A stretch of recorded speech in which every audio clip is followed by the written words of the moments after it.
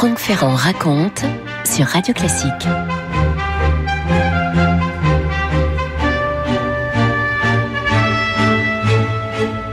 On m'avait prévenu, l'esprit du roi Louis XV est vif et ses réparties peuvent être cinglantes. Par exemple, au portraitiste Latour, qui à son goût s'autorisait des longues séances de pause pour parler de politique un peu trop, et qui venait de dire qu'en France il n'y avait plus de marine, il avait répliqué tout à trac « Mais vous oubliez celle de votre confrère Vernet ».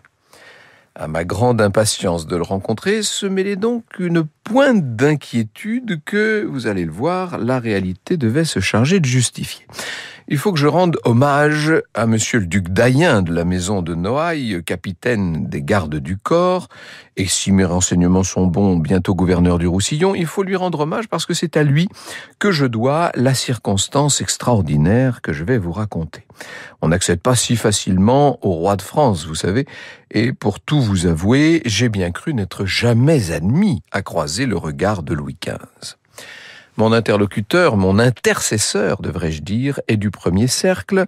Je ne l'ai connu d'ailleurs que par l'entremise de son excellente épouse, Madame la Duchesse d'Ayen, née Cossé-Brissac, et quand on m'a fait savoir, par les services du premier gentilhomme de la Chambre, que le roi consentait à me consacrer un quart d'heure de son temps, je me suis dit qu'étant donné que le duc d'Ayen était intervenu en ma faveur, tout ça aurait lieu à Versailles.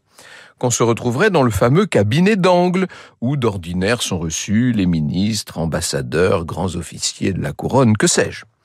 Forcément, je me trompais. On m'a fait savoir que Sa Majesté devait aller chasser lundi de la semaine passée du côté de la Muette et que le plus simple serait que je me rende dans ce pavillon de la Muette et que ce serait encore mieux si je pouvais porter la livrée de la maison civile. Il était prévu que j'assiste au débotté, mon nom avait été inscrit sur une liste spéciale. Et pendant qu'on procéderait au petit rituel du débotté, j'aurais la possibilité d'échanger quelques mots avec le monarque. Dès le dimanche soir, je me suis donc approché de la résidence royale pour être certain de ne pas manquer l'audience.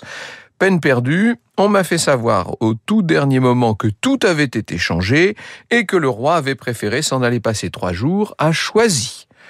Monsieur le duc d'Ayen s'est déclaré navré de ce contretemps, peut-être davantage que moi encore. Il a fait assaut de prévenance, m'a fait savoir que Sa Majesté devant se rendre à Saint-Germain pour y voir son jardin botanique, il me serait sans doute loisible de profiter de la circonstance. C'est ce qu'il m'a écrit sur un petit billet. Bon, je m'étais fait à l'idée d'aller voir le roi à Saint-Germain-en-Laye, quand il y a 3 jours, un messager me fut dépêché de la part du premier valet de chambre.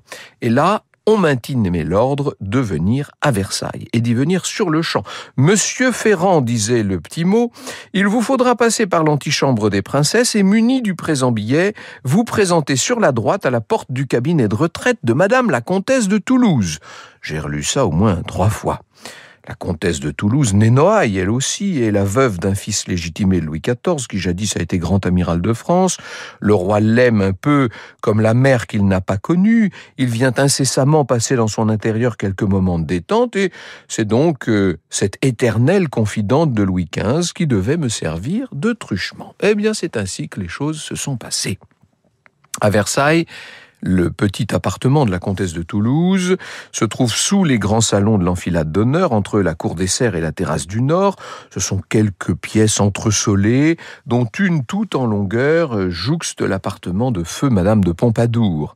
Cet appartement sert à recevoir le roi, qui descend jusque-là par un petit escalier de son appartement privé. Et c'est là qu'ont lieu les entretiens entre le roi et la vieille comtesse de Toulouse. Un homme des gardes françaises posté sur le perron de mesdames a d'abord vérifié que je n'étais pas armé, et puis il m'a conduit dans tout un petit dédale où je serais bien incapable de me repérer moi-même, et finalement, entr'ouvrant une porte dérobée, il s'est effacé et m'a laissé passer. Ce cabinet, il faut vous l'imaginiez, assez bas de plafond. J'ai d'abord été un peu gêné par la pénombre qui régnait là, à peine combattue par les bougies d'un seul flambeau, pénombre qui n'autorisait qu'à entrevoir sous ses dentelles le visage exsangue de la vieille dame qui m'a salué très vaguement. En tout cas, je devrais dire qu'elle a répondu à mon salut. Je me suis dit que ma présence avait dû lui être imposée plus ou moins et que son silence traduisait sans doute une forme d'indifférence. Non, en vérité, je me trompais encore. Parce que lorsque j'ai fini par m'habituer au demi-jour ambiant, j'ai réalisé qu'un gentilhomme très richement vêtu de velours se trouvait là, accroupi dans un angle. Il était affairé à refixer la trappe d'un calorifère. Et lorsqu'il s'est relevé, il m'a paru plus grand que je n'aurais cru. Et quand il a fini par se retourner, j'ai manqué de trébucher de sidération. C'était le roi Louis XV en personne. Franck Ferrand sur Radio Classique. Monsieur, m'a dit le roi de France, vous étiez attendu. Le duc de Choiseul ne tarit pas d'éloges, il me dit que vous savez tourner les histoires. Là, j'ai essayé de rassembler mes idées, mes esprits, sire, et j'ai répondu « Je crains que votre ministre n'ait exagéré mes talents, d'autant que le roi possède, à ce qu'on m'a dit, celui de raconter lui-même comme personne. »« Point du tout !» a grommelé le roi d'une voix plus sourde, plus éteinte encore que ce que j'avais imaginé, parce que on m'avait dit qu'il avait une voix très rauque. Je savais que mes minutes étaient comptées, alors j'ai cherché à quitter les politesses pour essayer d'entrer le plus vite dans le vif du sujet. « Sire, permettriez-vous à un bien modeste gazetier de brosser le portrait de votre majesté, non pas avec des pinceaux et des couleurs, mais avec une plume et de l'encre. Jamais aucun de vos devanciers ne s'est livré à cet exercice. Il me semble que le public serait curieux d'apprendre de votre bouche même ce que vos historiographes ne lui disent jamais. » Est-ce que Louis XV a compris ce que je demandais? En tout cas, il n'a pas relevé. Il venait de s'asseoir dans un cabriolet tout près de la bergère où somnolait plus ou moins la vénérable comtesse de Toulouse. Nous étions dans le particulier, ce qui fait que l'étiquette qui veut qu'on reste debout, nu-tête en présence du roi, ne devait pas vraiment s'appliquer en l'occurrence. Néanmoins, et avec prudence, j'ai choisi de ne pas bouger d'un pouce, et j'ai bien fait, je crois, car on ne m'a pas proposé de m'asseoir. « Et que pensez-vous de la bête ?» m'a demandé le roi à brûle-pourpoint. Il faisait référence évidemment au monstre qui, vous le savez, depuis 1 an, sème la terreur en Gévaudan. « Oh, je fais confiance au grand louvetier pour en débarrasser cette province, ai-je répondu. À ce moment-là, la vieille dame a ouvert un œil. « Le grand louvetier, c'est Flamarins !» a-t-elle dit d'un ton d'autorité qui m'a un petit peu surpris, je dois le dire. « Antoine n'est que porte-arquebuse. »« N'ennuyez pas, monsieur, il n'est point de ce pays-ci, a répondu le roi. Et soudain, il m'a fixé avec cette espèce d'air de mélancolie que connaissent bien ceux qui sont accoutumés à le fréquenter. « Pardonnez à la princesse, m'a dit le roi, elle est rude comme sont toutes les vieilles et prétend corriger tout le monde. » J'ai trouvé que c'était un peu rude tout de même. « Je crois que le bonhomme Antoine va faire en Gévaudan des prouesses et que cette méchante bête vit présentement ses dernières heures. » Je me suis contenté de sourire benoîtement, ne sachant trop comment reprendre un entretien qui, j'en étais conscient, risquait de s'achever avant d'avoir vraiment commencé. Vous écoutez Radio Classique. Alors, il serait sans doute judicieux à ce stade de vous éclairer à grands traits de flambeau sur le règne de ce monarque qui est né le 15 février 1710, il y a donc 55 ans révolus, et il règne depuis un demi-siècle, Louis XV, peut-être le plus heureux demi-siècle qu'ait jamais connu la France, d'ailleurs, sans doute même. Ses parents, c'était le duc de Bourgogne, le petit-fils aîné de Louis XIV, et son épouse, qui était née Savoie, la très charmante, la très célèbre duchesse de Bourgogne. Ses parents l'ont laissé orphelin à 2 ans et il en a seulement 5 lorsque meurt son arrière-grand-père, ce qui veut dire que c'est son grand-oncle à la mode de Bretagne, Philippe d'Orléans, qui va devoir assurer la régence. Plus tard, de grands ministres comme le cardinal de Fleury, qui assumera l'essentiel des affaires jusqu'à sa mort, puis des Argenson et puis Maurepas et d'autres, l'assisteront dans ce métier de roi qu'il va essayer d'assumer de la manière la plus consciencieuse possible. C'était quand même, ce Louis XV, c'est l'enfant survivant d'une hécatombe, celle de l'année 1712, l'année des 4 dauphins. Il a peut-être été trop couvé, me direz-vous, mais ça n'en était pas moins très difficile pour lui d'assumer l'héritage du grand roi. Et c'est à tenir intact ce legs immense, du moins à le maintenir le plus intouché possible, qu'il aura consommé le plus fort de son énergie. L'orphelin courant se réfugier dans les bras, dans les jupons de son épouse peut-être un peu trop maternelle, la polonaise Marie Leginska, qui va lui donner 8 enfants, beaucoup de filles en vérité, presque uniquement des filles. Cet orphelin qui ensuite ira courir de femme en femme a d'abord amusé l'opinion publique naissante par ses petites frasques plus les frasques sont devenues grandes et plus elles se sont devenues publiques et plus le public a eu tendance à s'exaspérer. Et je ne serais pas étonné qu'il achève ce règne dans une franche impopularité, ce roi qui jadis a été, naguère même encore, a été le bien-aimé. Alors il a tendance à se cacher. Louis XV est un homme de dossier. Louis XV est un roi secret. D'ailleurs, à l'insu de ses propres ministres, il a fondé cette diplomatie secrète qu'on appelle précisément le secret du roi. Des parlementaires, entendez, ces magistrats grands seigneurs qui souvent tentent de lui tenir la dragée haute et qui guignent son pouvoir absolu, il a l'habitude de dire « c'est une assemblée de républicains ». Il n'en remportera pas moins le bras de fer qui l'oppose aux cours souveraines. Ce sera dans 5 ans, 1770, mais ça, évidemment, il ne le sait pas encore. On dit que ce roi n'aime pas véritablement Versailles. À ses yeux de neurasthénique, la création de son bisaïeul est trop vaste, trop contraignante et par trop incommode aussi. Louis XV préfère, lorsqu'il ne séjourne pas à Compiègne ou à Fontainebleau, fréquenter les demeures satellites de Marly, de La Muette, où devait avoir lieu notre audience, de Saint-Hubert, proche de la forêt giboyeuse de Rambouillet, et surtout de Choisy, à l'orée de celle de Sénart. Il affectionne les petits pavillons de chasse au Butard, à Marcoussis, aux Aluets, à Verrières-le-Buisson. Il s'invite volontiers chez les princes et les grands commis de l'État, comme Monsieur Dayen, qui doit lui faire visiter son jardin botanique à Saint-Germain. Il est aussi souvent l'obligé de la favorite en titre quand il y en a une. Chez la défunte Madame de Pompadour, on organisait des petites fêtes à Crécy, à Bellevue notamment. C'est le chroniqueur Barbier qui l'affirme, le roi est toujours gai lorsqu'il est hors de Versailles.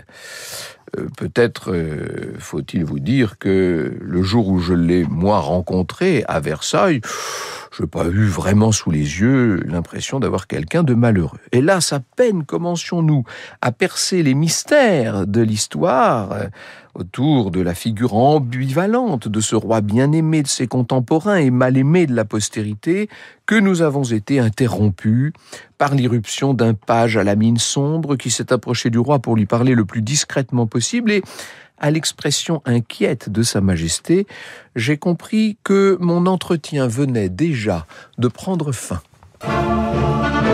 Franck Ferrand sur Radio Classique.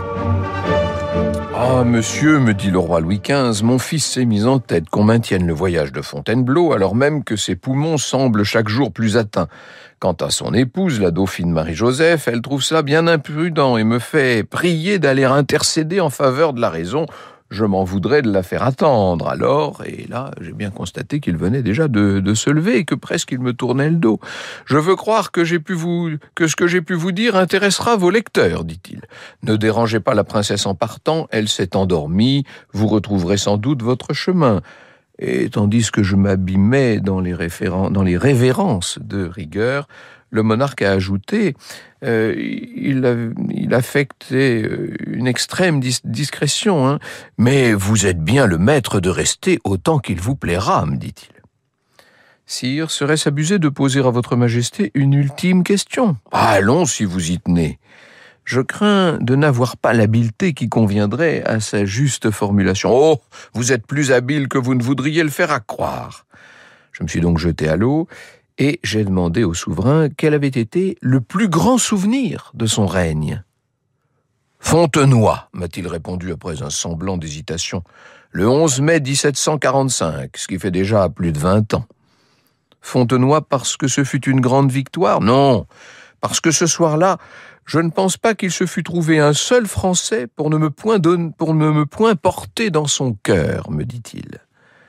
Être aimé de ces peuples aura ainsi été l'espoir du roi en cette vie ?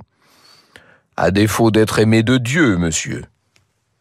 Comment ne pas songer ici au témoignage de l'introducteur des ambassadeurs, le comte Dufort de Cheverny, pour qui Louis XV a bel et bien été, je le cite, le plus excellent de tous les hommes, et qu'il décrit au soir de l'attentat perpétré par Damien contre sa personne. C'était il y a 8 ans, voilà ce que nous dit Dufort de Cheverny.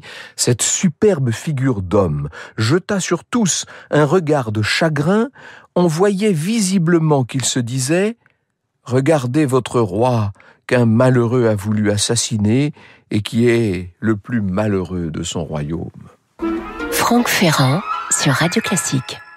Ainsi s'achevait donc, plus vite que je ne l'aurais voulu, ma tentative d'entretien avec Louis XV. Il ne m'avait somme toute à peu près rien dit, mais il me semble que durant les quelques minutes qu'avait pu durer chez la comtesse de Toulouse cet entretien, j'avais réussi à cerner un peu le personnage. J'ai conscience du privilège inouï que m'a valu cette idée folle de faire parler le roi dans la Gazette de France, et j'ai eu droit somme toute à des privautés qu'on oserait promettre à des altesses d'empire. Ainsi, le prince de Crouy lui-même, qui a été admis pourtant au souper des cabinets, devait noter, je le cite, que ce particulier des cabinets ne l'était pas absolument, ne consistant que dans le souper et 1 heure ou 2 de jeu après le souper.